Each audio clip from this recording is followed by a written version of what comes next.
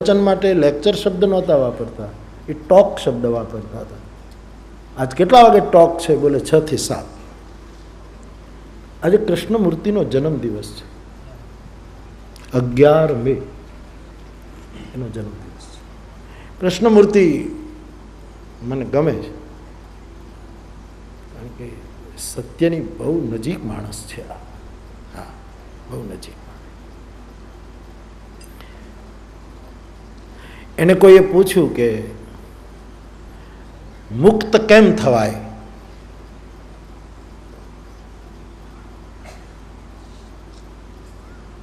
તો એને એક જવાબ આપ્યો કે મુક્ત તમે તમારા પ્રયત્નોથી નહીં થઈ શકો, તમારા સત્યથી મુક્ત થશો. તમારા પ્રયત્નોથી નહીં થશે. પ્રયત્નો તમને થોડી મદદ કરી શકશે, પણ તમારી મુક્તિ તમારું સત્ય કરશે. યહ ગુણ સાધન તે નહીં હોય. તુલસી અને કૃષ્ણમૂર્તિમાં બહુ જ કાલીય અંતર છે.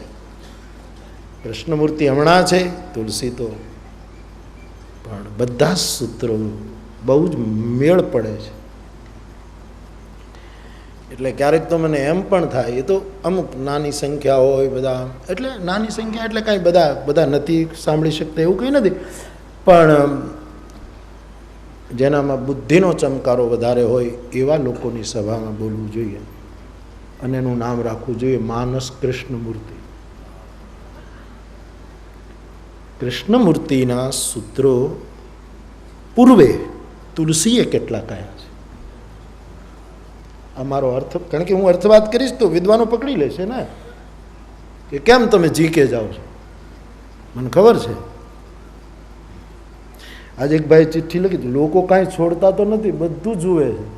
એક ભાઈ ચિઠ્ઠી લખી કે અહીંથી આટલું જ અંતર છે તોય તમે મોટરમાં બેસીને શું કામ આવો છો? પેટ્રોલ કેટલું બળી જાય. હવે આટલામાં પેટ્રોલ શું બળે? તારું લોહી બાળમાં.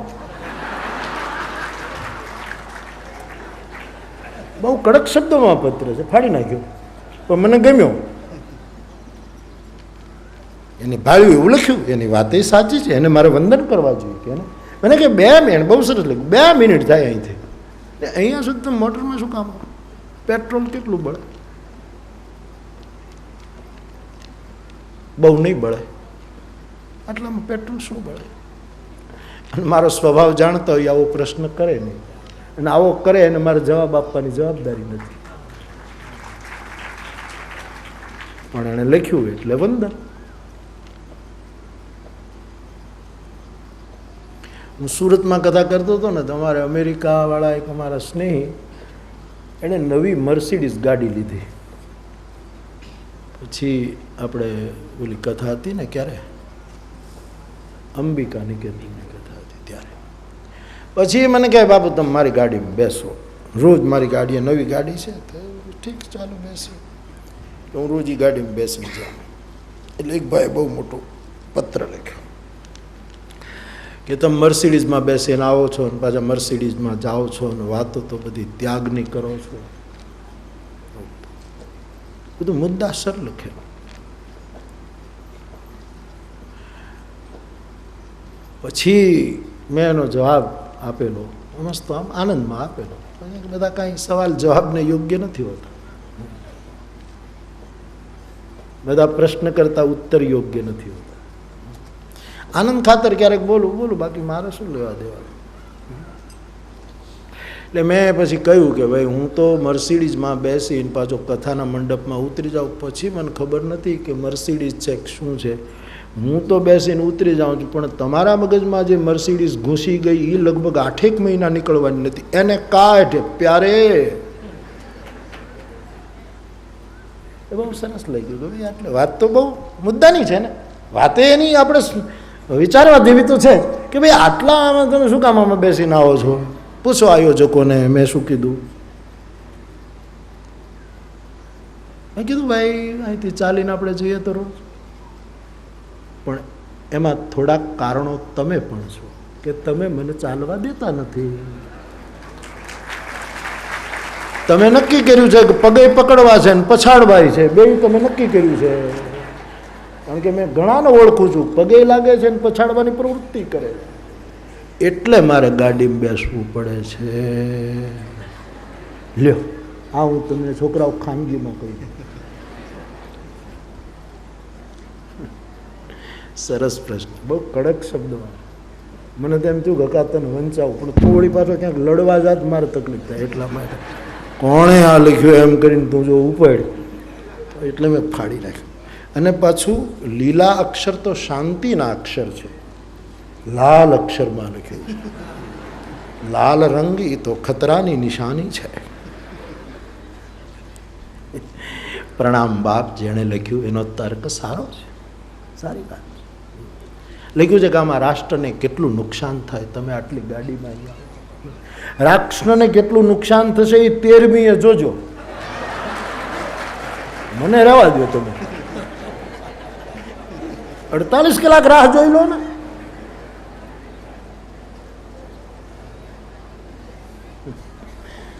બહુ સરસ પ્રશ્ન. ધન્યવાદ બાપ, જેણે લખ્યું. ભગવાન એ બુદ્ધિને વિકસિત કરે અને આવી રીતે અમને પ્રેરણા આપતા રહે.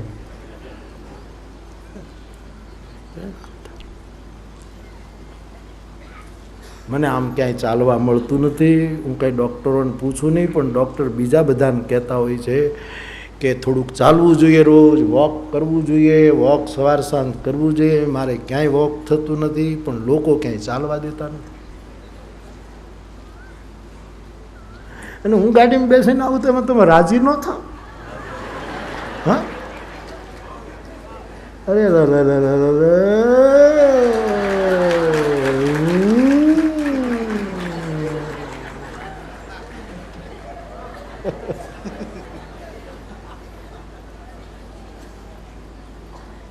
કાલથી ઘોડું લાવો, ઘોડા ઉપર આવું. આ પેટ્રોલ બહુ બળવું તો ઘોડા ઉપર આવું, પણ હોજો ઘોડો હોવો જોઈએ. નહીં, આપણે પ્રયોગ કરવો નથી માધુ નહીં, એટલે વળી કાલ લોકો ઘોડું લાવે એટલે બેહો.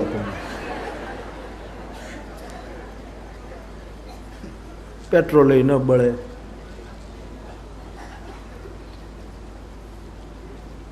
પણ જેણે લખ્યું હોય કાલે જો મને મળે તો હું એને મારી સાથે બેસાડીને લાવું, કે એને પ્રેરણા આપી છે. આ જગતમાં જ્યાંથી મળે ત્યાંથી શુભ તત્વ લેવું. બાપ,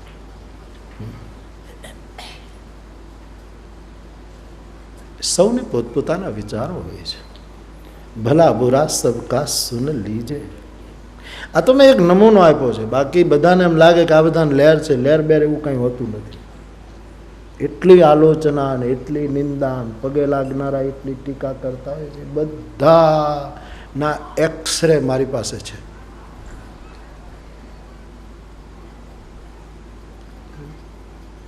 કેટલા નિષ્ઠા ભેદી છે, કેટલા શું છે. પણ ચિઠ્ઠી બહુ સરસ લખી.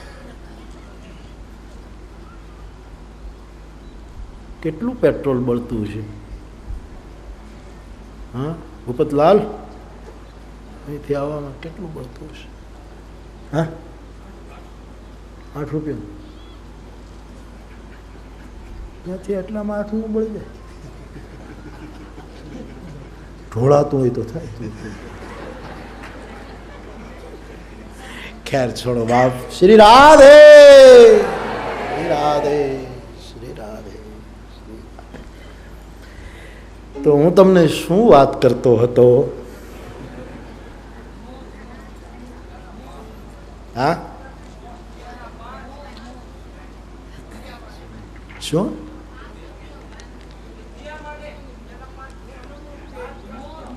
હા, 5 પ્રકાર ને વિદ્યાના 5 પ્રકાર. સારું સારું. હા, મનમુખ. સરસ.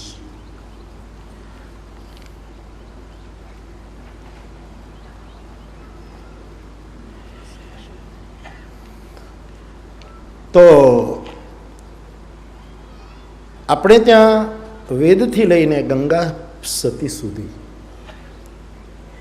ગંગા સતીએ મનમુખીની વાત કરી છે કે ખબર નથી મને, બધા પદો મેં જોયા નથી બરાબર, પણ એક પદમાં એણે ગુરુમુખી શબ્દનો પ્રયોગ ચોક્કસ કર્યો છે.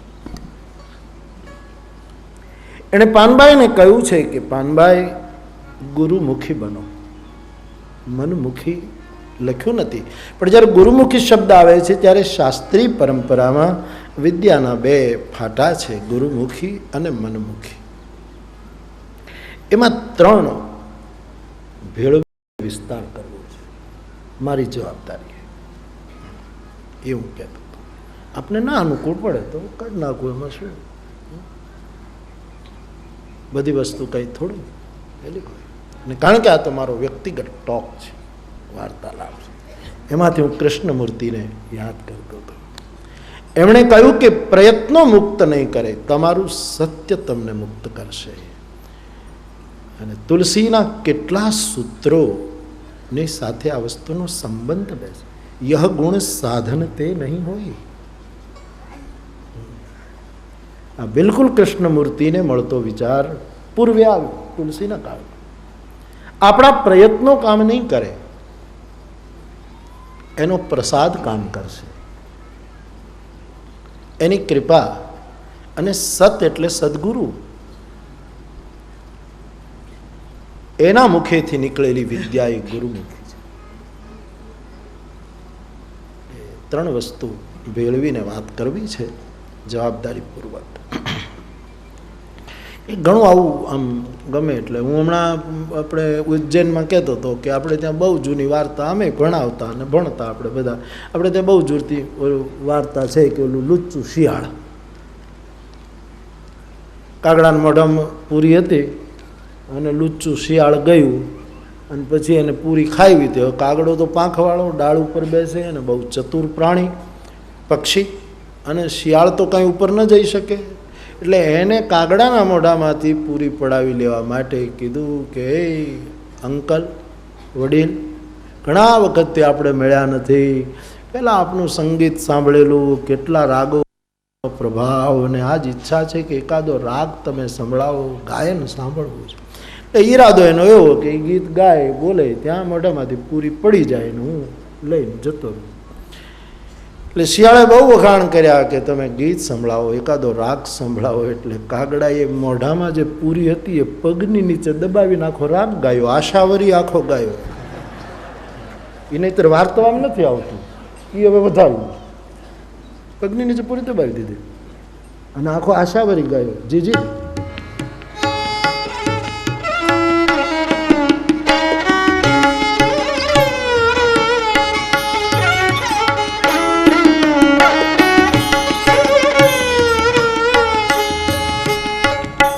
चरणन की रज पाऊं किशोरी तेरे, चरणन की रज पाऊं किशोरी, चरणन की रज पाऊं. રાગ ગાયો આખો. શિયાળને થયું કે યોજના ઊંધી પડી, સંગીત સાંભળવા નહોતા આવ્યા, પૂરી પડાવવા આવ્યા હતા. પગે દબાવી નાખી ગાય નાખી રાગ ગાય. એટલે શિયાળે કહ્યું બહુ સરસ રાગ તો, પણ મેં સાંભળ્યું છે કે તમે નૃત્ય પણ બહુ સરસ કરો છો. નૃત્ય, હવે આણે બીજો દાવ ફેરવ્યો કે નૃત્ય કરે તો પગની નીચેથી પૂરી પડી જાય. એટલે પૂરી ચાંચમાં લઈને આણે ધા ಕಿಡ್ತಾನ ಧಾ ತಿಟ್ಟಿಕ ತಗದಿಗನ ಧಾ ಧಾ ತ್ರಕದೈ ತಗನ್ನ ಧಾ ತ್ರಕದೈ ತಗನ್ನ ಧಾ ತ್ರಕದೈ ತಗನ್ನ.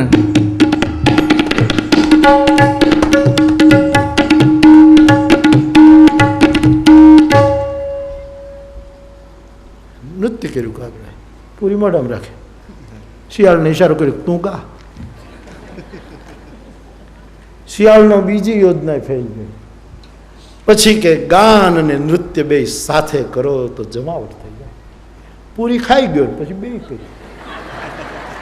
એટલે અમુક વાર્તાઓને હિતોપદેશમાંથી, પંચતંત્રોમાંથી આપણે આપણી રીતે હવે દેશકાળ પ્રમાણે એના સંસ્કારો કરવા પડશે, એને ફેરવવા પડશે. ખાઈ ગયો પૂરી, પછી નાચ્યો ને ગાયું. શિયાળ કે ઠીક લો આવજો, જય શિયાળામ, ભેરવી કેટલા ગો નીકળી જાય. ગુરુમુખી વિદ્યા અને મનમુખી વિદ્યા. ત્રીજી વિદ્યા જે વ્યાસપીઠને કહેવી છે તે સૂર્યમુખી. એની પાછળ શાસ્ત્ર અંકિત પ્રમાણ નથી, પણ શાસ્ત્રના કોઈને કોઈ કથાનકો એને પ્રમાણિત કરી શકે. જે વિદ્યાને વ્યાસપીઠ કહેવા માંગે છે સૂર્યમુખી વિદ્યા. ચોથી વિદ્યાનું નામ છે સન્મુખી વિદ્યા, અને પાંચમી વિદ્યાનું નામ છે વેદમુખી વિદ્યા. આ પંચ વિદ્યા છે. ગુરુમુખી વિદ્યાનો અર્થ એ છે કે ગુરુના મુખમાંથી જે વચન નીકળે એ પ્રમાણે એમાં કાંઈ પણ ભેળસેળ કર્યા વગર વર્તવું, એ ગુરુમુખી વિદ્યા. સદગુરુ વચનોના થાવ અધિકારી પાનભાઈ. તમે ગુરુને એમ કહો કે મને રામાયણની ચોપાઈ સંભળાવો, અને ગુરુ એમ કહે કે તું ગાય ચરાઈ આવ, તો ચોપાઈ મૂકીને ગાય ચરાવવા જવું એનું નામ ગુરુમુખી વિદ્યા. આપણે ગુરુને એમ કહીએ કે મને ઉપનિષદનો મંત્ર સમજાવો, અને એ એમ કહે કે તું ઘોડાને પાણી પાયાવ, અને એ વખતે ગુરુના મુખમાંથી નીકળેલું વચન અને પછી અશ્વને પાણી પાવા જવું, એ છે ગુરુમુખી. એના મુખમાંથી જે નીકળે એ શાસ્ત્ર છે. જો બોલે સો હરિકથા. સંસારમાં જેટલા શ્રેષ્ઠ તત્વો છે એ અતિ વિચિત્ર હોય છે. જેટલું શ્રેષ્ઠ જગતમાં એ બધા અતિ વિચિત્ર હોય છે. ભગવાન અતિ વિચિત્ર, ભગવાનની ગતિ અતિ વિચિત્ર, સદગુરુ પણ અતિ વિચિત્ર હોય છે. અતિ વિચિત્રતા એ બહુ રૂપિયાની નથી હોતી, એ દાંભિક નથી હોતી, ફરેબી નથી હોતી. અસ્તિત્વનું પૂરેપૂરું લક્ષણ એનામાં ઉતર્યું હોય છે, એટલા માટે એનામાં અતિ વિચિત્રતા હોય છે. સમજાય નહીં. અતિ વિચિત્ર ભગવંત ગતિ, ચિત્રકૂટ અતિ વિચિત્ર. તુલસી જ્યાં જ્યાં અતિ વિચિત્ર શબ્દનો પ્રયોગ કરે.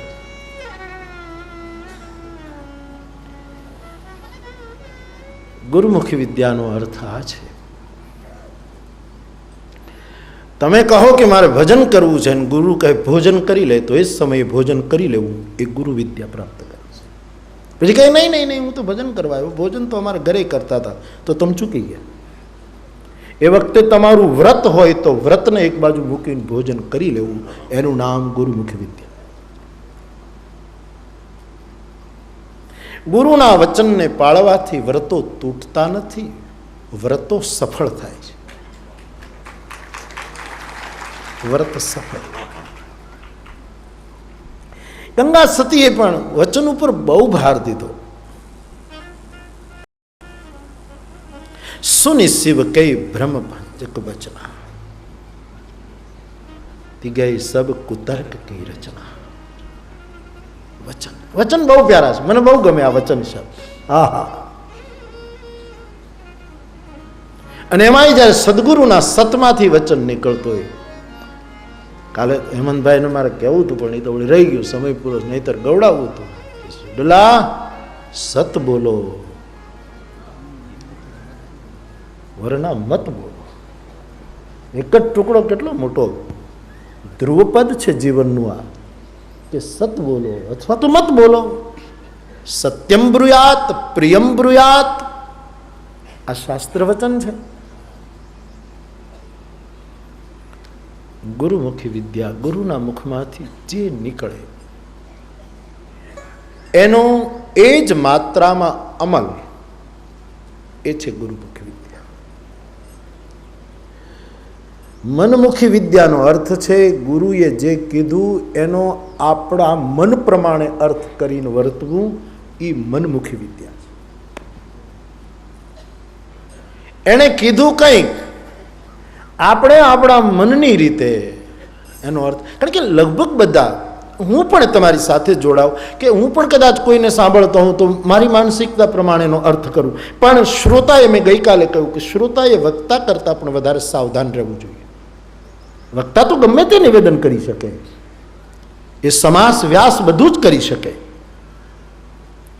શ્રોતાને શું લેવું છે એ શ્રોતા, કારણ કે આપણે શું કરીએ છીએ કે બધી વસ્તુના અર્થો આપણી રીતે કરીએ છીએ, એ ન ચાલે.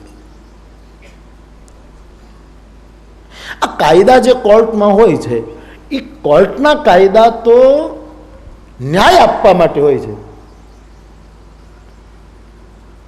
પણ આપણો વકીલ એ કાયદામાં છીંડા શોધતો હોય છે અને જેને ન્યાય મળવાનો હોય અને અન્યાય થાય એવું પ્રતિપાદિત. કાયદાનો લોનો મુખ્ય હેતુ ન્યાય છે, પણ આપણે આપણી રીતે એનો અર્થ કરીને મુજરીમને છોડાવતા હોઈએ છીએ અને મુજરીમ ન હોય એને બંધનમાં ડાલતા હોઈએ છીએ. કથાના શ્રવણમાં પણ આવું જ થઈ રહ્યું છે. આપણે નહીં, આપણી રીતે આપણે બધા અર્થો કરી લેતા હોઈએ છીએ. એક ઇન્ટરવ્યુમાં એક જુવાન ગયો અને પૂછ્યું ઇન્ટરવ્યુમાં કે તમે શું ભણ્યા, તમારી ડિગ્રી શું? કે MBA. એટલે ઓલાએ પૂછ્યું MBA નો અર્થ શું થાય? કે મને બધું આવડે. M એટલે મને, B એટલે બધું, ને A એટલે આવડે, મને બધું આવડે. સરસ, લઈ લીધો નોકરીમાં. એના પછી બીજો આવ્યો, તમારી ડિગ્રી MBA, એનો અર્થ શું થાય? પેલા કીધું મને બધું આવડે MBA. બીજાને પૂછ્યું MBA નો અર્થ? કે મને બગાડતા આવડે. M એટલે મને, B એટલે બગાડતા, ને A એટલે આવડે. મનમુખી, મોટે ભાગે આપણે ગુરુમુખને મનમુખી બનાવીએ છીએ. નહીં, મનમુખી બનાવવું હોય તો પોતાના જવાબદારી ઉપર બનાવવું પડે, પણ આડ લઈએ ગુરુની અને મનના તરંગો આપણા. એટલા માટે આ લીટી ગાયા કરું છું, મને ગમી એટલે.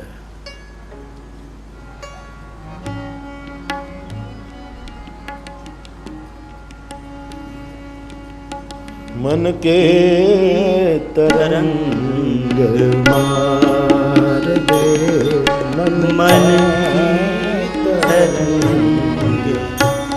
માર દે તો ગયા ભજન ભજન, મન કા તરંગ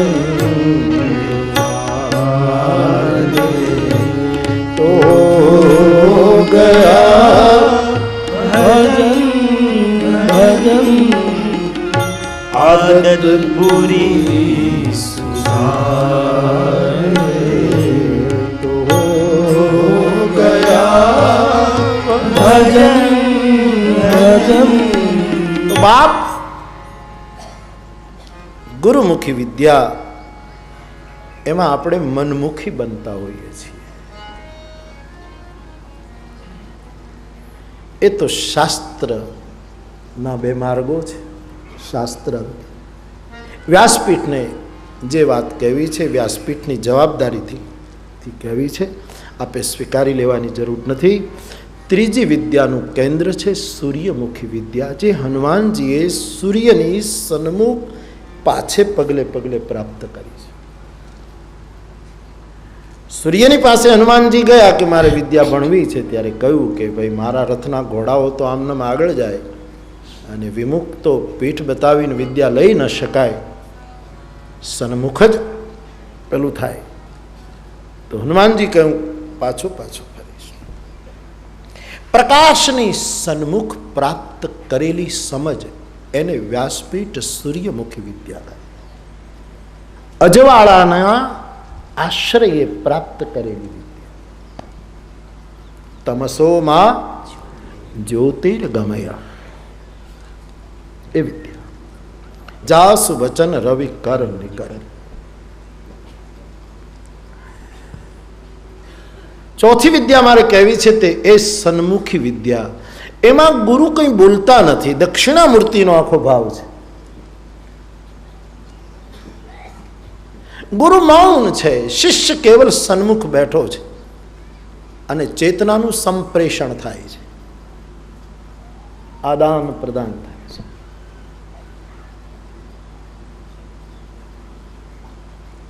ભાણદેવજી આપણા એક બહુ જ વિદ્વાન વિચારક ભાણદેવ, એમણે એક પુસ્તક લખ્યું ભારતીય મનોવિજ્ઞાન.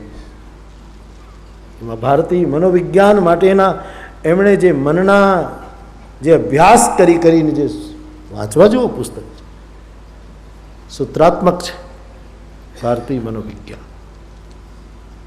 ભારતના મનીષીઓએ મનોવિજ્ઞાન માટે શું વિચાર્યું છે એમનું બહુ સુંદર પ્રતિપાદન કર્યું. મને એ પુસ્તક મારે એક ડૉક્ટર અમેરિકાવાળા એમણે આપ્યું, તો હું એના પાના સમય મળે ત્યારે જોઉં, ગમે, સરસ વાત. સન્મુખી વિદ્યા, ચેતનાનો આદાન પ્રદાન થાય ગુરુની પાસે. જેમ અગ્નિની પાસે બેસીએ એટલે ગરમી લાગે, એસીમાં બેસીએ એટલે ઠંડક લાગે, પાણીમાં બેસીએ એટલે પલળીએ, પરિશ્રમ કરીએ એટલે પરસેવો થાય, એમ કોઈ પહોંચેલા મહાપુરુષની પાસે કંઈ બોલવાનું નહીં, ખાલી સન્મુખ બેસવાનું. પાપ બળે ને વિદ્યાની પ્રાપ્તિ થાય, પાપ બળે પુણ્ય લાભ થાય. ખાલી સન્મુખ. બહુ ગુરુજનોની પાસે બહુ બકબક ન કરો, બહુ બોલવું નહીં, પણ રહેવાય.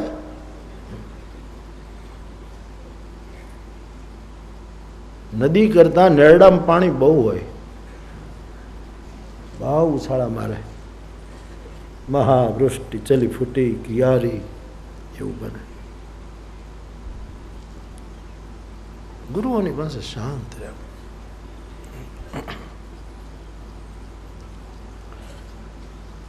ભીખુદાનભાઈ નથી કહેતા કે એક જણો ગિરનારમાં ગયો ને બાપુ ખીજમાં બેઠા હતા, શ્વાસ ચડી ગયેલો, ગાંજો મળેલો નહીં, રાણાની વાટ જોવે, રાણા નહીં આયા. અને એમાં એક જણો ગયો જઈને સીધો કીધું કે ગુરુજી, બાબાજી, હા, ધર્મ અને કર્મ શું કહેવાય? મહાત્માજી કંઈક બીજી ચિત્ત હતું ને એટલે એ માણસની સાથે ગયેલા એણે કીધું કે તું ઘરે હાલે, કે તે જે અભિવ્યક્તિ પ્રશ્ન પૂછ્યો એ તારું કર્મ ને એણે તને માર્યો ને એ એનું ધર્મ. પહોંચેલા મહાપુરુષો પાસે બોલીને આપણે બગાડીએ છીએ, એની શક્તિને વહેવા દો ના. આવા અનુભવ નથી થતા? તમે અમુક વ્યક્તિની પાસે જાઓ તો તમારે રડવું ન હોય તો તમે રડી પડો છો. વાય? કોઈ તમને દુઃખની કથા એણે કહી છે? તમારા પાકેલા ગુમડા ઉપર, મર્મસ્થાન ઉપર એમણે હાથ મૂક્યો છે? શું થાય છે? ચેતના સંક્રમિત થાય છે. સન્મુખી વિદ્યા. દક્ષિણામૂર્તિ કહે, દક્ષિણામૂર્તિ સ્તોત્રમાં તો સ્પષ્ટ છે કે ગુરુનું મૌન વ્યાખ્યાન અને શિષ્યોના સંશયો ક્ષીણ થાય. આપણે તો બહુ મોટી અદ્ભુત પરંપરા, એને મારી વ્યાસપીઠ સન્મુખી, એ પ્રમાણ લઈને સન્મુખી વિદ્યા કહે. હનુમાનજીનું પ્રમાણ લઈને સુરયુમુખી વિદ્યા કહે. એમને આડે ધડ નથી ચાલતી, ટાઢા પોરના નથી. આ ટાઢો પોર ક્યાં છે આમાં? આખું કે બાપ. પાંચમી વિદ્યા છે વેદમુખી વિદ્યા. કોઈ સાધક વેદનો સ્વાધ્યાય કરતો હોય, કોઈ આચાર્યના પગમાં બે સ્વાધ્યાય પ્રવચનાભ્યામ ન પ્રમદિત, એને પણ ભલે શાસ્ત્રોમાં ગુરુમુખી અને મનમુખી બે જ છે, પણ આ ત્રણને પ્રમાણો પણ મળે છે. સ્વાધ્યાય નિરંતર એ વેદમુખી વિદ્યા છે. પણ વેદમુખી વિદ્યા જો ગુરુમુખીથી આવે, એ વિદ્યા જો ગુરુની સન્મુખથી આવે, એ વિદ્યા ગુરુના ભજનના પ્રકાશમાં આવે, તેથી મારી તમારી મનમુખી બધી જ મૂટી જાય. તમામ મનના બધા ઘોડા. આ ઘોડો શબ્દ બહુ સારો છે. આપણે નથી કહેતા કે મનમાં ઘોડા ઘડે છે, બેઠું બેઠું ઘોડા ઘડે છે. 5 પ્રકારની વિદ્યા છે. હું આપને એમ કહેવા લાગ્યો કે આ જે દોહો છે, પ્રભુ મન સહી લય લીન મન ચલત બાજી છબી પાવ ભૂષિત ઉડગન તડિત જનુ બર બરહી ન જાઓ. બરહીમાં બહુ જ મોટો ભાષાંતરકારોએ તો એનો શબ્દાર્થ કરીને જરૂર મોર શબ્દ કરી દીધો છે, પણ સમજાવવું કઠિન પડે છે કે શું તુલસીદાસજી આ ઉપમા અહીંયા મૂકે છે. ભગવાન રામ ઘોડા ઉપર બેઠા અને ઘોડો ચાલી રહ્યો છે. કેવી રીતે કે આકાશમાં વીજળી થતાં મેઘને જેમ એ વરને ઘોડો નચાવે છે એમ મેઘને જાણે બરહી મયુર નચાવે છે. હવે મોટો પ્રશ્ન એ છે કે મેઘને મોર નચાવે છે કે મેઘ મોરને નચાવે છે? સત્ય શું છે?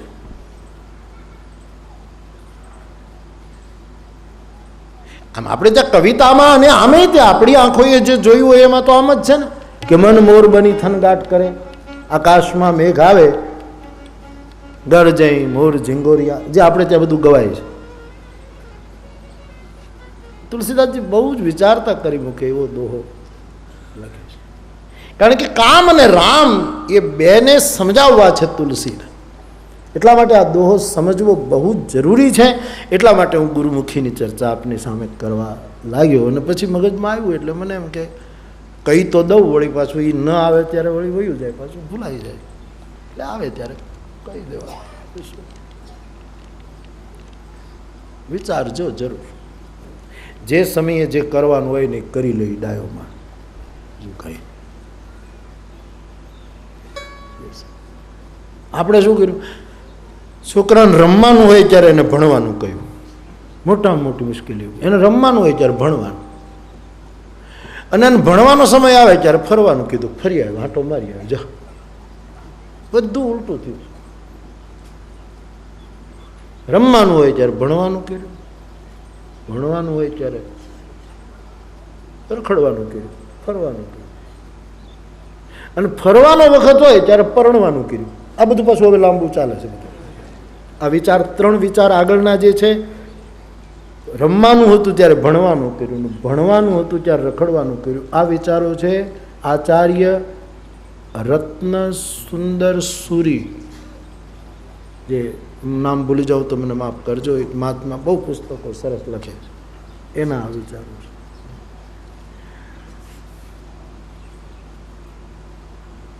મને બહુ ગમ્યા.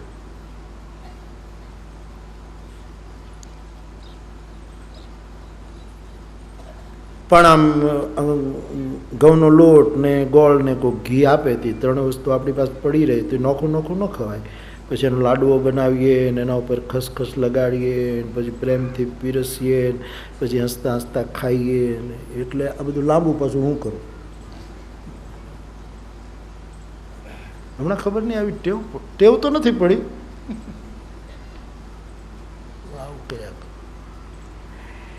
એટલે રમવાનું હોય ત્યારે ભણવાનું આવ્યું, ભણવાનું હોય ત્યારે રખડવાનું આવ્યું. સરસ વાત એમની હતી. મેં કીધું આ તો બહુ સરસ છે. લે બહુ રૂડું લાગે છે ને વાત એ સાચી. જગતમાં એવું જ દેખાય. બાળકોને રમવાનો સમય હોય ત્યારે આપણે ભણવા મોકલીએ, ભણવાનું હોય ત્યારે એ રખડે, પરીક્ષા આવે ત્યારે રખડે. રખડવાનો ટાઈમ હોય, ફરી લેવાનો ટાઈમ હોય, જ્યાં મા બાપ પરણાવી દે એટલે તો ખીલે બંધ થઈ ગયો, પતી ગયો રખડવાનું, પૂરું થઈ ગયું, સીતારામ. ખાલી અગલ બગલમાં ફર્યા કરે. ફરવાનો સમય હતો ત્યારે પરણવાનો સમય હતો ત્યારે ગંભીર થઈ ગયો. પરણવાનો સમય હતો ત્યારે વરરાજો ગંભીર થઈ ગયો. નહીંતર એ વખતે તો હસવું જોઈએ ને. એ વખતે ખોટું ગંભીર થવાનું. તને ઘોડા ઉપર ને તલવાર આપી એટલે કંઈ લડવા નથી મોકલો, ગંભીર નહીં થાય આટલો. પરણવાનો સમય હતો ત્યારે ગંભીર થઈ ગયો, અને ગંભીર થવાનો સમય હતો ત્યારે હસવા માંડ્યો. હસવાનો સમય હતો ત્યારે રોવા માંડ્યો. રોવાનો સમય થતો ત્યારે સંકોચ થવા માંડ્યો. કેમ રોવું, કેમ રોવું, કેમ રોવું. અને સંકોચ થવાનો સમય હતો ત્યારે મર્યાદા ન રાખી, લાજ ન રાખી, શરમ ન રાખી. આવું બધું ઘણું. હવે બાકીનું તમે વધારજો, ખાલી જગ્યા આવે તમે પૂરજો. મારાથી થાય એટલું મેં કર્યું. બા જે સમયે જે થવાનું યોગ્ય હોય એ સમયે કરી લેવું. તો ભગવાન માટે જે કામદેવ ઘોડો બન્યો છે, પ્રભુના મનની સાથે પોતાના મનને મેળવીને વધારે શોભિત થયો. મેઘ મયુરને નચાવે, પણ એમ લાગે છે કે જાણે આજ મયુર મેઘને નચાવે છે. આજ કામદેવ જાણે ભગવાન રામને પ્રસન્ન કરી રહ્યો છે. કામદેવ જાણે ભગવાનને અતિ આનંદમાં લગાવી રહ્યો છે. આવું એક उत्प्रेक्षा जने कहवाय साहित्यिक भाषा में, ये उत्प्रेक्षा तुलसीदास जी है अहींया लगाड़ी छे. तो આપણે જે ચર્ચા કરીએ છીએ એનું રૂપ હવે સમજીએ ધીરે ધીરે. જે તુરંગ પર રામ વિરાજ ગતિ બિલો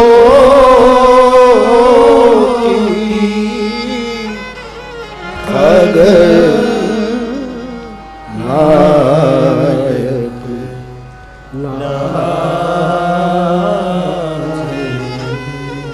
કહીં ન જાય સબ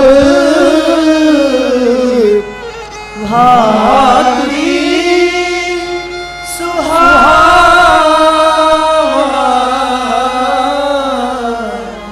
બાજી બેશ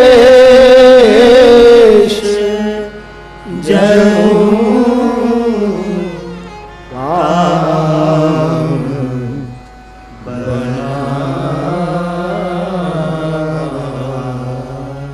बाजी में जरूर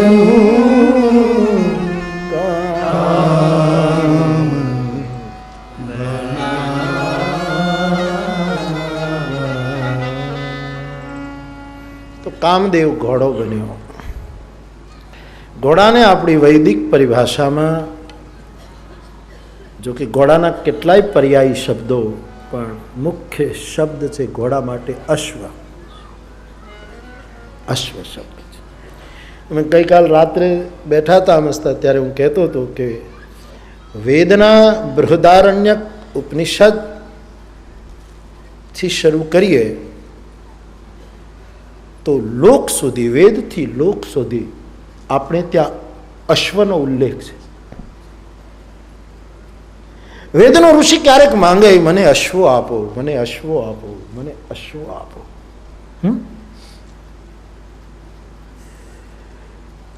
અને આપણે ત્યાં એક યજ્ઞ થાય છે, આપ જાણો છો, અશ્વમેધ યજ્ઞ. એને સંસ્કારિત કરવો જોઈએ. અને મારે તમને ગુરુમુખીમાં જે વાત કરવી છે તે કહેવી છે કે તુલસીદાસજી આ દોહામાં અશ્વમેધ યજ્ઞનું એક બીજું રૂપ પ્રસ્તુત કરે છે. સાવધાન. પહેલા એટલું સમજીએ કે અશ્વનો અર્થ સંસ્કૃત વાંગ્મયમાં, ખાસ કરીને વૈદિક વાંગ્મયના જે શબ્દો છે એના અર્થો જ્યાં થયા છે ત્યાં અશ્વના મારી વ્યાસપીઠને બે અર્થો મળ્યા. અશ્વનો એક અર્થ છે ગતિ કરવી, ગતિ કરતા કરતા વિકસિત થવું, એ પ્રક્રિયાને અશ્વ કહેવાય છે. બીજો અર્થ છે ફૂલવું, બહુ ફૂલી જવું. એને પણ વૈદિક વાંગ્મયના શબ્દકોશોમાં અશ્વ કહેવામાં આવે છે. વેદ કહે છે બ્રહ્માને ઈક્ષણ થયું. ઈક્ષણ એટલે સંકલ્પ. પછી બ્રહ્માએ તપ કર્યું અને પછી બ્રહ્માએ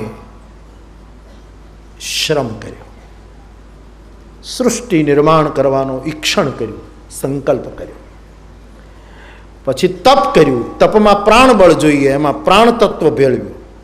કારણ કે માણસ સંકલ્પ કરે ને પ્રાણ તત્વ ન હોય તો એ સંકલ્પ ખોટા મનના ઘોડાઓ છે. હું આમ કરું, આમ કરું, આમ કરું, આમ. એમાં પ્રાણ તત્વ હોવો જોઈએ. અને પછી શરીરથી બ્રહ્માએ શ્રમ કર્યો.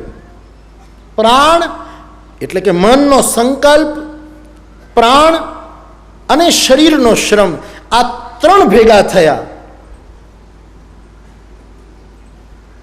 એમાંથી એક અર્થમાં આ સૃષ્ટિ નિર્માણની જે વાતો આપણે ત્યાં વેદોમાં જે આવી છે, એમાંથી જે આ જગત બનાવ્યું એનું નામ અશ્વ પાડ્યું.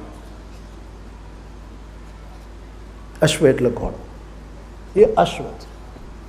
અને અશ્વ એટલે હમણાં મેં કહ્યું તેમ કે અશ્વનો અર્થ થાય વિકસિત થવું, ગતિ કરવી અથવા ફૂલવું. એ બ્રહ્માએ સંકલ્પ દ્વારા પ્રાણથી અને શરીરના શ્રમથી જે અશ્વ ઉત્પન્ન કર્યો, જેને અશ્વ એ વિકસિત થયો અશ્વ, એમાંથી વિશ્વ બન્યું. અશ્વ અને વિશ્વની જોડતી રેખા છે. અશ્વમાંથી વિશ્વ. આ ખાલી શબ્દપ્રાસ નથી.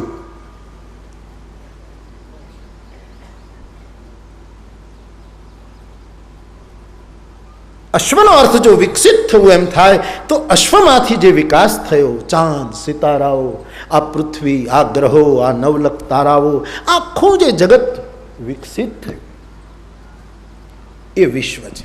અશ્વમાંથી વિશ્વ. અને તેથી બ્રહ્માએ જે યજ્ઞ કર્યો એ અશ્વયજ્ઞ છે. એનું નામ છે અશ્વયજ્ઞ.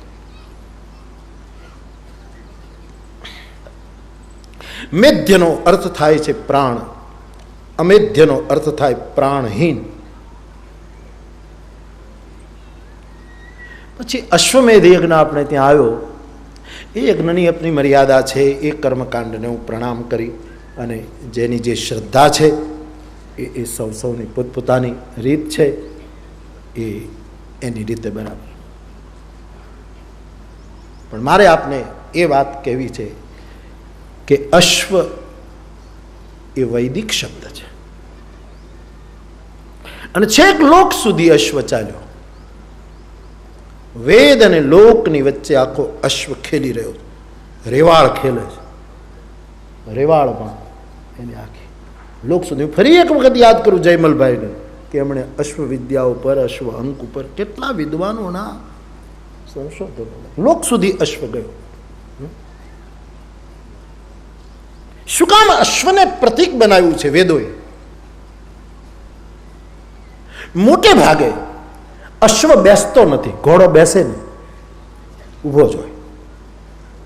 રાત્રિએ થોડોક બેસતો હોય અથવા તો પગલાંબા કરતો હોય કે એકાદ પગ ઊંચો કરીને વિશ્રામ કરી લેતો હોય કે પછી પાણી પીને રેતીમાં આળોટીને ઓલું કરીને પોતાના થાકથી મુક્ત થઈ જતો હોય. બાકી ઘોડાને બેઠેલો બહુ આપણે જોયો નથી. રાત્રે કદાચ થોડું આમ જે એની રીતે કાંઈક હોય તો 24 કલાક બેઠેલા હોય એને ઘોડા ન કહેવાય, ગધેડાય ન કહેવાય. તમે કદાચ આમ એડવાન્સમાં માની લીધું ઘોડા ન કહેવાય એટલે એ ન બેસે. એને શું કહેવું? એ તો નેતિ નેતિ પ્રમાદો વૈ મૃત્યુ. ઉપનિષદનો કઠોપનિષદનો ઋષિ એમ કહે, ઉત્તિષ્ઠત જાગ્રત પ્રાપ્ય વરાન નિબોધ ક્ષુરસ્ય ધારા નિશિતા દુરત્યયા દુર્ગમ પથસ્તત કવિયો વેદ. જ્યાં ઋષિને માણસને ઊભો થાય એમ કહેવું પડે છે, એ જગ્યાએ જેને આપણે પશુ કહીએ છીએ એ કાયમ ઊભો છે, ક્યારેય બેસતો નથી.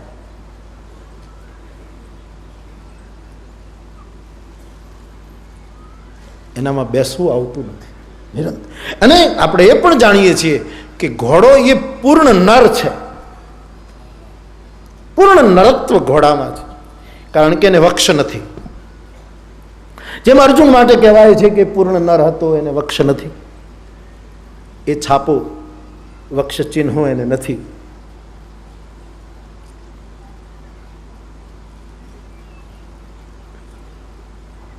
ઘોડો નર છે. શક્તિ તો હોર્સ પાવરની આપણે જાણીએ જ છીએ. હવાના દબાણનો પહેલો પ્રયોગ જ્યારે કર્યો વેક્યુમ કરીને કે બે ડાબલા ભેગા કર્યા, અંદરથી હવા ખેંચી લીધી, પછી હાંકડો બાંધીને જઈને જુદા પાડવા માટે ત્યારે હાથીઓને નહોતા જોડ્યા, ઘોડાઓને જ જોડ્યા. વિજ્ઞાનમાં પણ ઘોડાનો પ્રયોગ થયો છે. ઘોડો દબાવો ને લાઈટ થાય. લ્યો એલા ઘોડો પાડો ને ઘોડો પાડો, લાઈટ કેમ? આપણે ગામડામાં ઘોડો જ કેમ? ઘોડો દબાવો, ઘોડો દબાવો. ઘોડો લાવો ને જરાક ઉપર ઉપર ચડવું છે, ઘોડો લઈ આવો ને. અજવાળું કરવું હોય તો ઘોડો, ઉપર ચડવું હોય તો ઘોડો. અને બહુ મોટું પ્રતીક છે આ રામદેવ પીર બાપાએ ઘોડો જે લીધો એ મને બહુ ગમ્યું. બહુ મોટું પ્રતીક છે.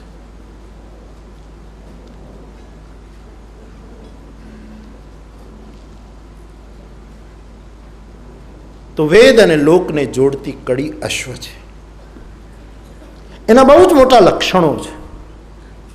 અમારા નટુભાઈ તો કાલ કંઈક દોહો કહેતા હતા, હું ભૂલી ગયો, કે 5 લક્ષણો જે ઘોડામાં હોય એ જો ઘોડામાં હોય તો ગુણ, અને એના એ લક્ષણો જો બહેનોમાં હોય તો અવગુણ. બહુ સરસ હતું, મને એ નથી આવડતું. કાલ રાતે એમણે કીધું કે ઘોડામાં ગુણ કહેવાય ચંચળતા. ચંચળતા ઘોડાનો ગુણ કહેવાય, પણ જો ચંચલ નારી કો નૈન छिपे નહીં પ્રીત छिपे નહીં પ્રીત, એવું એવું બધું. બહુ ખાય, બહુ ખાવું, ઘણું ખાવું, બહુ ખાવું એ ઘોડાનો ગુણ.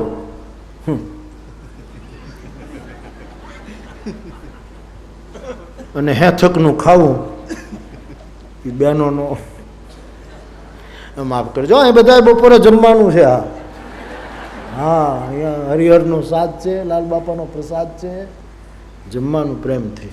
ભૂખે ભજન ન હોય ગોપાલ, પણ ઘોડાની જેમ ન ખવાય. એવું કંઈક નટુભાઈ કાલ ક્યારે દોહો ક્યારે મને યાદ નથી. ટૂંકમાં ગામડામાં રહેવાને લીધે ઘોડાઓ જોયા હોય ને જેટલું સમજાણું હોય, અને રામાયણના ઘોડાઓ વિશે જે ગુરુએ સમજાવ્યું હોય એને લીધે હું કંઈક તમને કહેવા જઈ રહ્યો છું. અશ્વ, બ્રહ્માએ આરંભેલો આ જગત એ એનો અશ્વ યજ્ઞ છે. અને એમાં એણે ચૈતન્ય પૂર્યું, મેદ્ય પ્રાણ ગાળ્યો, અશ્વમેધ્ય આ જગતને જીવતું કર્યું, આ જગતને સ્ફૂર્ત કર્યું. કહે છે ને જગતમાં સ્ફૂર્તિ આવે.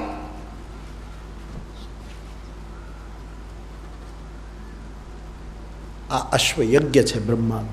ત્યાં અશ્વનો ઉલ્લેખ પ્રાપ્ત થાય છે.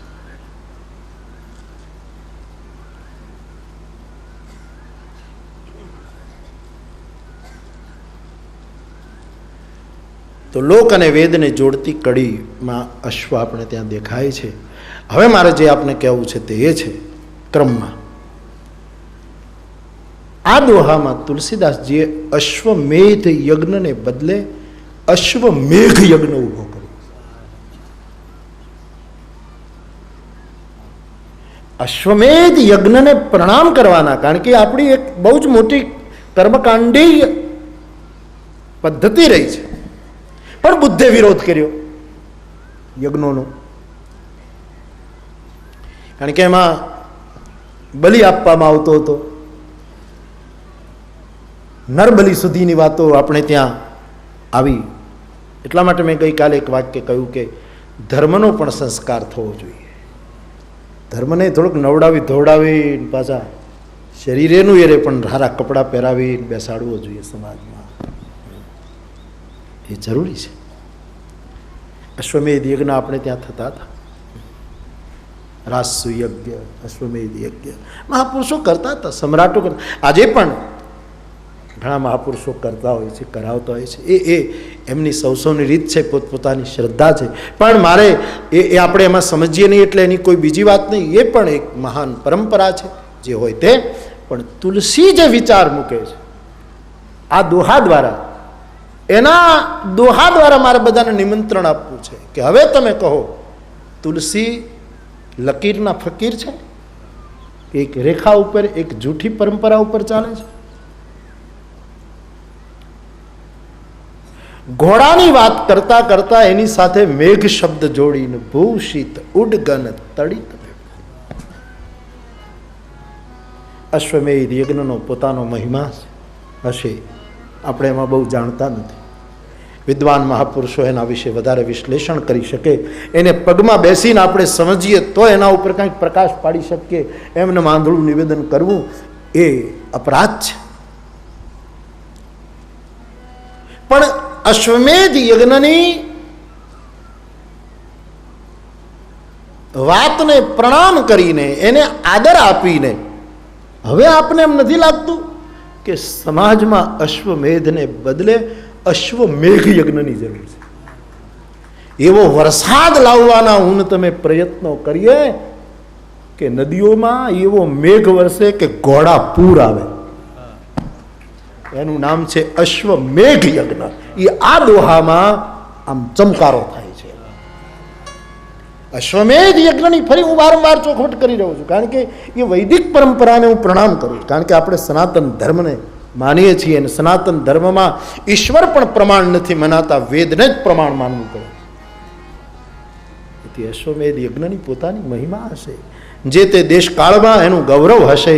આજે પણ જે મહાપુરુષો કરે કરાવે એમની પોતાની વિચારધારા હશે, એની પોતાની સમજ હશે, રાષ્ટ્ર કલ્યાણની ભાવના હશે. એની પાછળ જે કંઈ વિશદ ભાવના હોય એને પ્રણમવું. પણ હું તો રામાયણને ગાઉં છું, એટલે રામાયણમાં તુલસી એક નવા યજ્ઞની સૃષ્ટિ કરે છે, એનું નામ અશ્વમેધ નહીં, અશ્વમેઘ છે.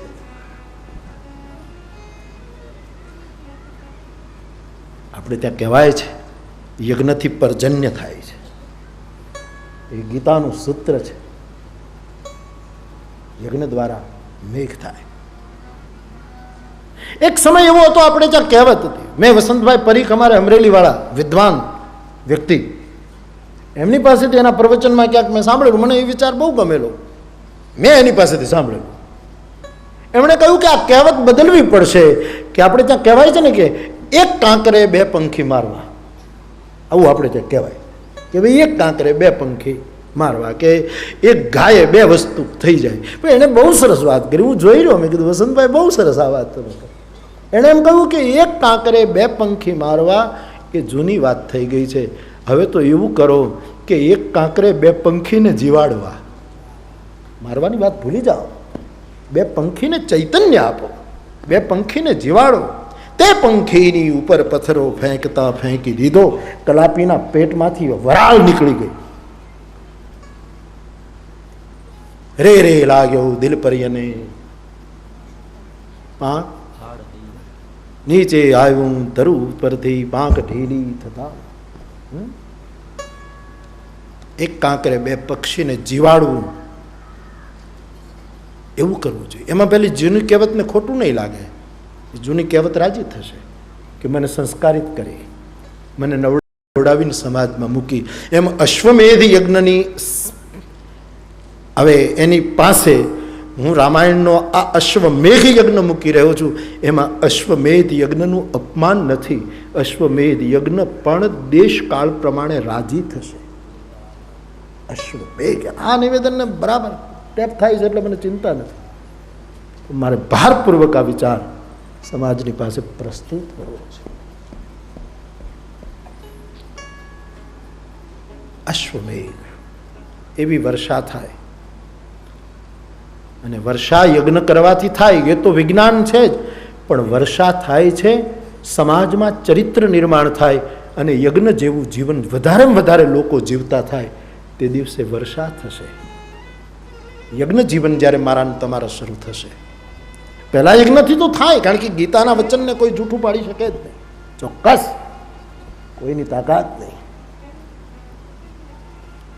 પણ જ્યારે હું ને તમે યજ્ઞ જેવું જીવન, વાહ વાહને બદલે સ્વાહાનું જીવન જીવવાનો સંકલ્પ કરીશું, અમે બીજાને હોમીએ નહીં, અમે હોમાઈ જઈએ, આવો ભાવનું સ્થાપન કરીશું, ત્યારે સમાજ અશ્વમેઘ યજ્ઞો છે. અને મને કહેવા દો કે રામકથા એ જ્ઞાન યજ્ઞ નથી, રામકથા એ પ્રેમ યજ્ઞ છે. પણ આજ મારે આગળ કહેવું છે કે રામકથા એ અશ્વમેઘ યજ્ઞ છે, અશ્વમેધ નહીં.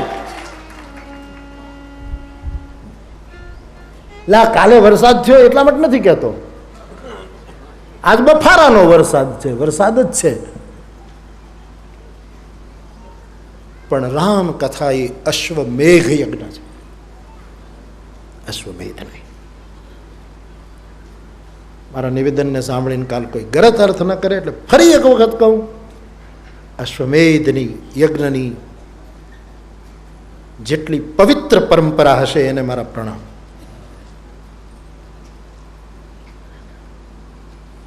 પણ જરૂરત છે તુલસીના દોહા પ્રમાણે હવે અશ્વમેઘ યજ્ઞની.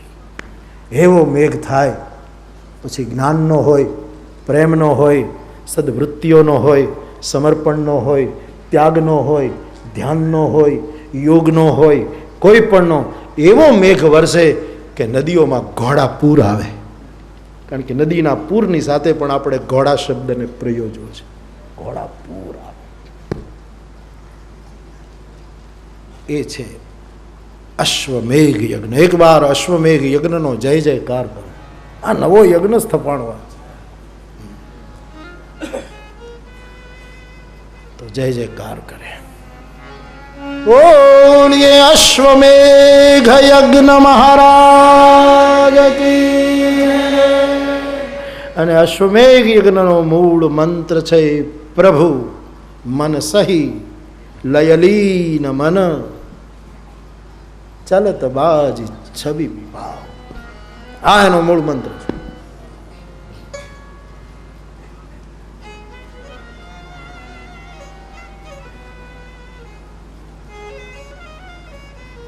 એવા યજ્ઞોની જરૂરત છે.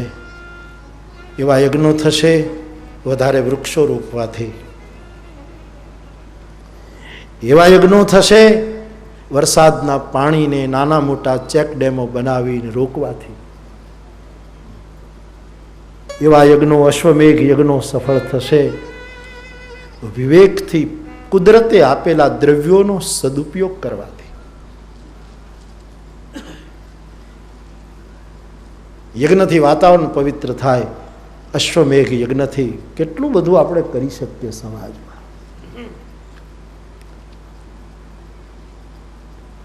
મારું ત્યાંથી અહીં સુધી મોટરમાં આવવું એનાથી રાષ્ટ્રને નુકસાન નહીં થાય. રાષ્ટ્રને નુકસાન આ વસ્તુ આપણે વિવેકથી નહીં કરીએ તો થશે.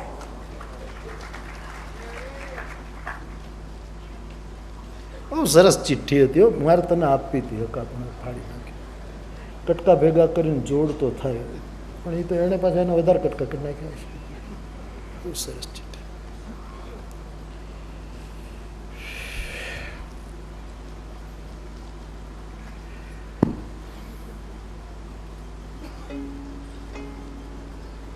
તો ગોસ્વામીજી કહે છે આજ કામદેવ રૂપી ઘોડો રામજીના મનની સાથે મન મેળવી અને વધારે શોભે છે. આનો કેટલો સીધો આધ્યાત્મિક અર્થ થાય. મારું ને તમારું મન પણ કામનાથી ભરેલું છે.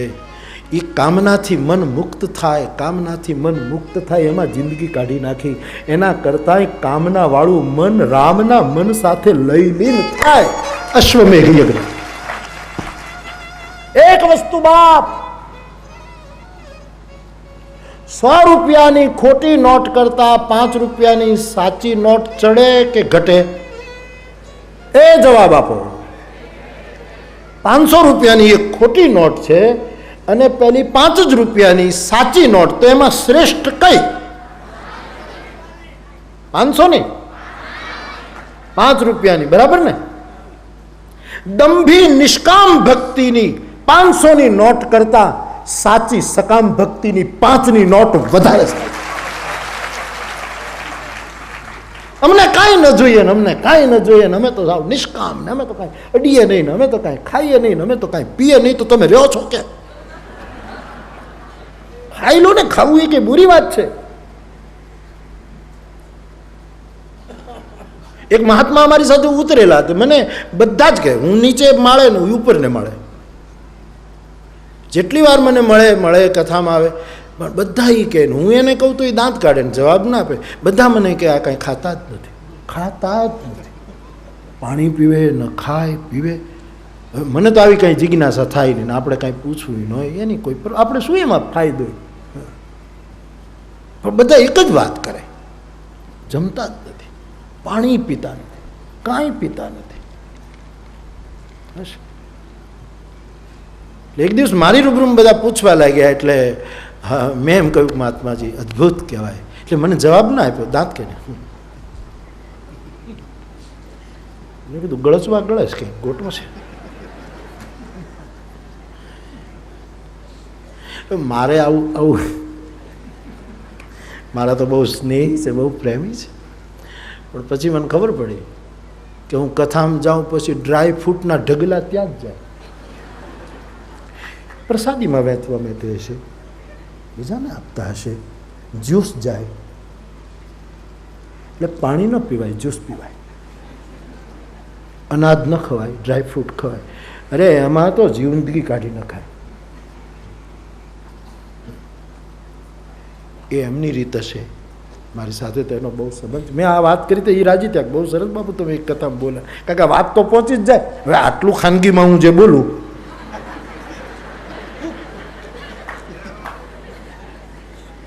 વાત તો ગયા વગર રહે જ નહીં ને, સીધી વાત છે.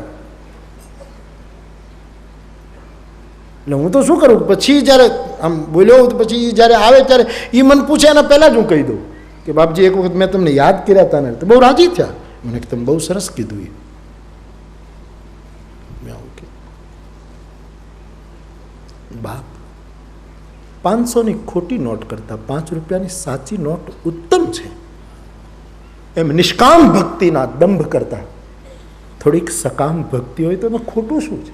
આપણે ત્યાં સકામ ભક્તિનો, આપણે ત્યાં અર્થાર્થી ભક્તિનું સ્થાન છે રામાયણમાં. રામ ભગત જગ ચારી પ્રકારા, સુકૃત ચારીવું અનઘ ઉદાર.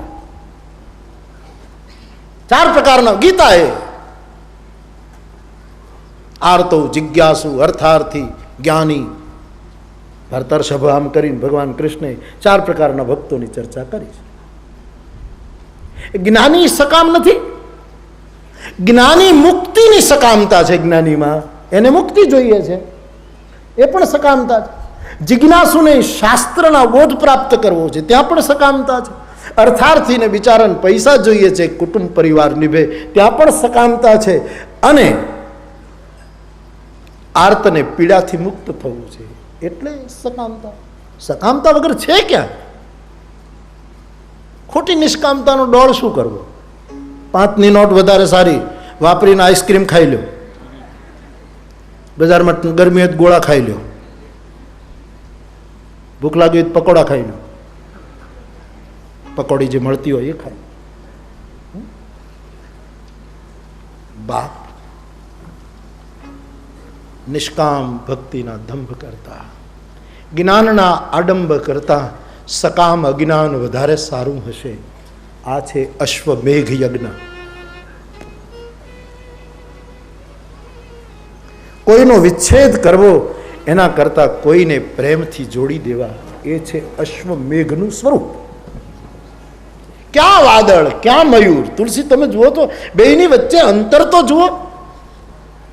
ક્યાં મેઘ, ક્યાં પણ પ્રેમ તંતુથી એને જે જોડવાની વાત, કે કાં તો આને લીધે એ નાચે છે, કાં તો એને લીધે આ નાચે છે, એ બંનેની વચ્ચે જે ચેતનાનું સંક્રમણ છે, એ છે અશ્વમેઘ યજ્ઞ.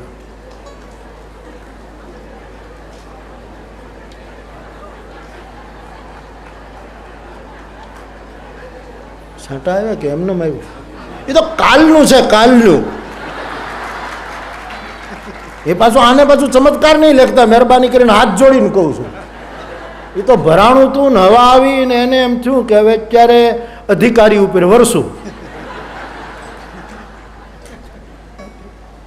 અમારા તો ઉપર તાડપત્રી આવી ગઈ એટલે ભયંકર બફારો થયો છે. એ ઉપરનો પ્રતાપ છે. મને ગુણભાઈ કીધું બાપુ ઉપર આવી ગયું. મેં કીધું તો અનુભવાય છે. એક પ્રશ્ન પૂછું વ્યવહારિક, આ પંખા ફરે એની હવા આવે છે તમને? તો નાખ્યા શું કામ?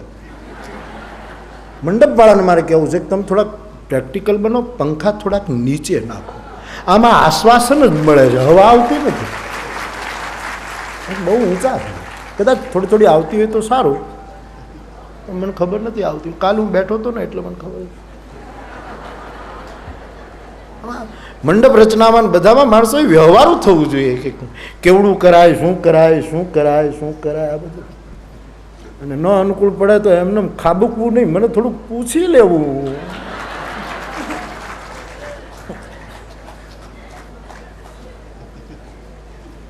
ખોટા ખર્ચા બચે. હું બહુ ચિંતા કરું બાપ. હા,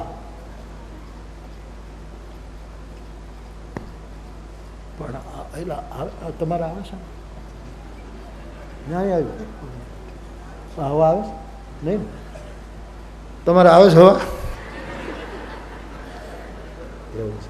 હું બધે પંખા બહુ છું, લોકોને ગમે કે આ મંડપમાં પંખા હતા પણ સીતારામ હવા બહુ ઉલટાની આમ હવા આવતી હોય એને ઉપાડીને ઉપર લઈ જાય. પણ તોય થોડો ફેર તો પડે ને છે. મનની તસલ્લી મોટી વસ્તુ છે. હવા આવે ન આવે પણ આપણા મનને આશ્વાસન કે નાના છે. ફ્રીજ ભલે બગડેલું હોય, ભલે અંદર ઓશિકા મૂક્યા હોય, પણ ફ્રીજ છે. ઘણા ફ્રીજ નવું નવું ઘરમાં મૂકો તો ફ્રીજનો ઉપયોગ કેમ ખબર નહીં હોય, તક્યા મૂકે. સવારમાં ટાઢા બોર તક્યા બાદ જાણે આવડી મોટી ગુલ્ફી નીકળી હોય. આ તક્યા સકારણ છે મારે. આનો હું બહુ ઉપયોગ કરું. મારી આજુબાજુમાં રહેલા બધા સાધનોનો ઉપયોગ કરું. બધા બહુ. મેં પહેલો આનો ઉપયોગ કર્યો બાલીની કથામાં કે વિશ્વાસી કંઈક મારું ઢીંગલું નથી કે આમ લઈને ફરી જાય. વિશ્વાસ એટલે અંતરની વસ્તુ છે. અમારે વિશ્વાસ એટલે અમે વિશ્વાસ એટલે કંઈ ઢીંગલું લઈને ફરીએ કે આ અમારો વિશ્વાસ, આ અમારો. મેં તે દિવસ કર્યું હતું. આ મને મેં કીધું આ તો લ્યો, આ જગતમાં અર્થહીન કોઈ વસ્તુ નથી જો એનો ઉપયોગ કરતા આવડતો હોય. કેવડી મોટી ગુલ્ફી, આમાં ખાલી હળી જ નથી.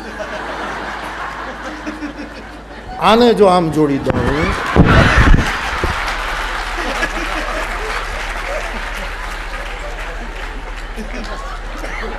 તો આ બોલતી ગુલ્ફી થઈ જાય. બોલતી ગુલ્ફી. આને ખવાય નહીં, આનામાં ખાલી બોલાય.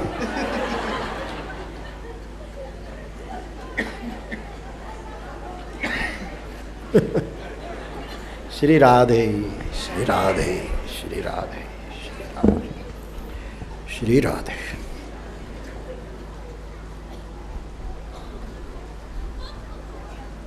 સૂત્ર યાદ રાખજો બાપ. મને બહુ ગમે છે એટલે વારે વારે તમને કહું છું કે નિષ્કામ ઉપાસનાના દંભ કરતા 5 રૂપિયાની સકામ ભક્તિની નોટ વધારે ઉત્તમ છે. સકામતા તુલસીને લો. ચાલો હવે આવ્યો જ છે પ્રસંગ. 4 પ્રકારના ભક્તો છે, એ ચારેય સકામ છે.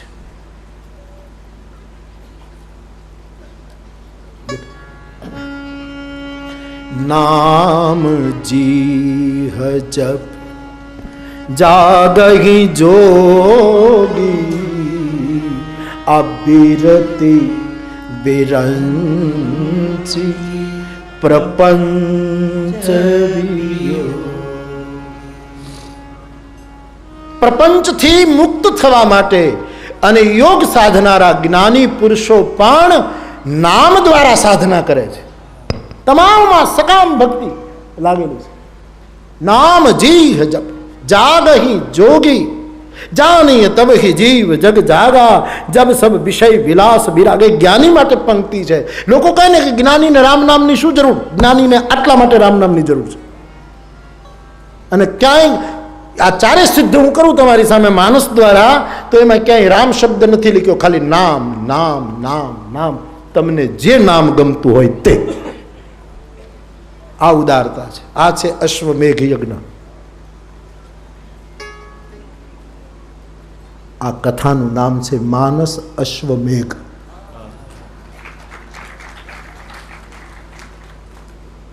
આ કથા માટે શીર્ષક છે માનસ અશ્વ મેઘ. મેઘ એટલે રામ, અશ્વ એટલે કામ. માનસની કથા. કથાનું શીર્ષક રહેશે માનસ અશ્વ મેઘ. મેઘ વરસાદ, મેઘ નહીં. નવા યજ્ઞની જે સ્થાપના છે તે.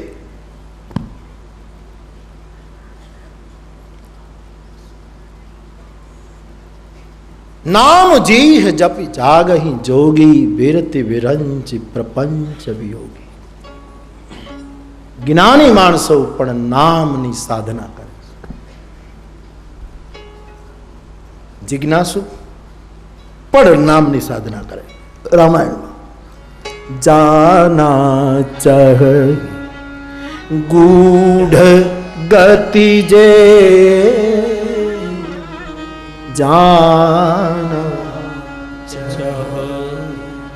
ગૂઢ ગતિ નામ જીહ જપી જાનહી તે. જિજ્ઞાસુ, જેને કંઈક તત્વ જાણવું છે એને પણ નામનો આશ્રય કરવો તુલસી કહે.